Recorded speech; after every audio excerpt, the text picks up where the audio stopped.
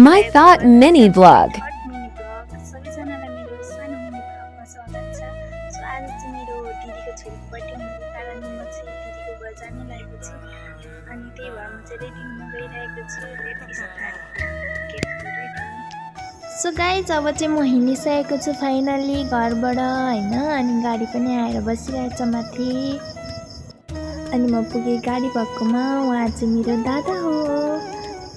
अनि म चाहिँ यताभित्र पसिसकेँ अब जानु भनेर। तर यहाँ मेरो चाहिँ काकीले चाहिँ सिकाउँदै थियो क्या, अस्ति कस्तो आँप चोरी तिमीहरूले भन्दै। मैले सानो भ्लग हालेको थिएँ नि त आँप चोरेको। अनि कसको आँप चोरेको तिमीहरूले भन्दै अनि जिस्काउँदै हुन्थ्यो काकीले।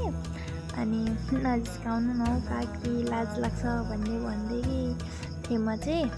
अनि मलाई चाहिँ यहाँ बस्दा बस्दै अल्छी लाग्यो क्या। फुपाले पनि ढिलो गर्नुभयो नि त। अनि एकछिन बसेँ।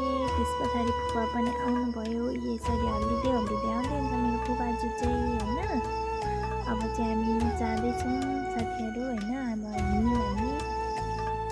अनि मैले चाहिँ मेरो फुपाजी हेर्नुहोस् न यस्तो गर्नुहोस् न भन्दै क्या पोजहरू सिकाउँदै थिएँ। अनि मेरो फुपाजीले नि त्यस्तो गर्दै पोज गर्दै हुनुहुन्थ्यो त्यहाँनिर।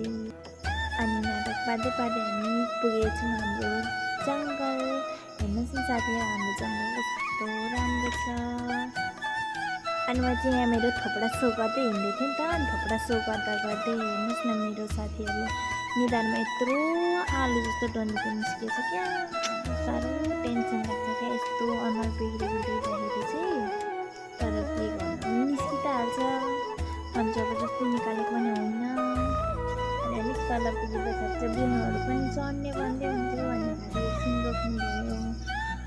अनि बहिनीहरू चढ्दै हुन्थ्यो। अनि हजुरआमा पनि बसिसक्नु भएको थियो। अब हामी फेरि जानु लागेको अनि ओह्रालो जाँदै थियो। तर यस्तो हावा आयो कि मेरो अनुहार त हाई हेर्नुहोस् न कपालले त चुडेल जस्तै देखिरहेको छ मलाई।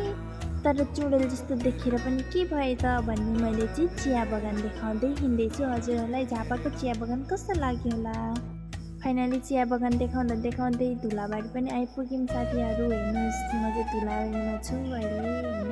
अब चाहिँ दिदीको घरतिर जानु लागेको। फाइनली यहाँ चाहिँ बाटोमा एकजना साथी हुँदो रहेछ। मैले चाहिँ हेलो भन्दै गएँ होइन। अब चाहिँ म दिदीको घर पुगेँ हेर्नु साथीहरू।